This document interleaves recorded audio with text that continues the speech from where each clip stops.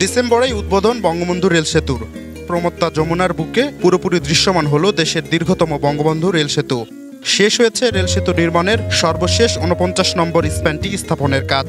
সেতুর 50টি পিলারের উপর 49টি স্প্যান বসিয়ে 4.8 কিলোমিটার স্ট্রাকচার এখন পুরোটাই দৃশ্যমান।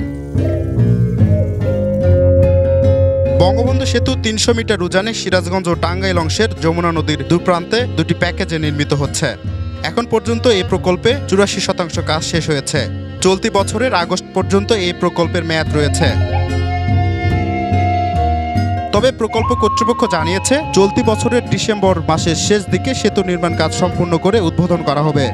অবশিষ্ট 16% কাজ দ্রুতই সম্পন্ন করা হবে। বাকি কাজের মধ্যে এখন সেতুর উপর ডুয়েল গেজ রেল লাইন বসানোর কাজ চলছে। পাশাপাশি দুই পাশের স্টেশন বিল্ডিং, প্ল্যাটফর্ম স্থাপন এবং ট্র্যাকের অ্যালাইনমেন্ট ও লেভেলিংয়ের কাজ চলছে।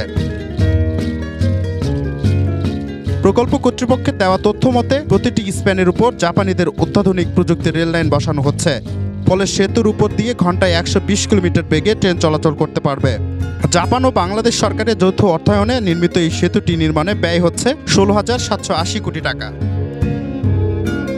2020 সালের 29 নভেম্বর প্রধানমন্ত্রী শেখ হাসিনা সেতুটি নির্মাণ কাজের ভিত্তিপ্রস্তর স্থাপন করেন। সমান্তরাল ডুয়েল গেজ ডাবল ট্র্যাকের এই রেল সেতুর পিলার নির্মাণে পাইলিংয়ের কাজ শুরু হয় 2021 সালের মার্চ মাসে। WD1 ও WD2 নামে দুটি প্যাকেজে জাপানি 5টি ঠিকাদারি প্রতিষ্ঠান প্রকল্পটি বাস্তবায়ন করছে। WD1 প্যাকেজটি বাস্তবায়ন করছে জাপানি আন্তর্জাতিক ঠিকাদারি প্রতিষ্ঠান ওবাইসি, টোয়া কর্পোরেশন ও জেইসি জয়েন্ট ভেঞ্চার। WD2 প্যাকেজটি বাস্তবায়ন করছে জাপানের ISI ও SMCC জয়েন্ট ভেঞ্চার। এছাড়া সেতুর উভয় প্রান্তে 2 স্টেশনে সিগন্যালিং সিস্টেম স্থাপনে WD3 নামে অপর একটি প্যাকেজের কাজও চলছে। সেতুটি নির্মাণে Japan, Vietnam, Nepal, Australia, Philippine ও বাংলাদেশের কর্মীরা নিয়োজিত আছেন। WD1 প্যাকেজের 96.15%, WD2 প্যাকেজের 90% ও WD3 প্যাকেজে প্রায় 66% কাজ শেষ হয়েছে।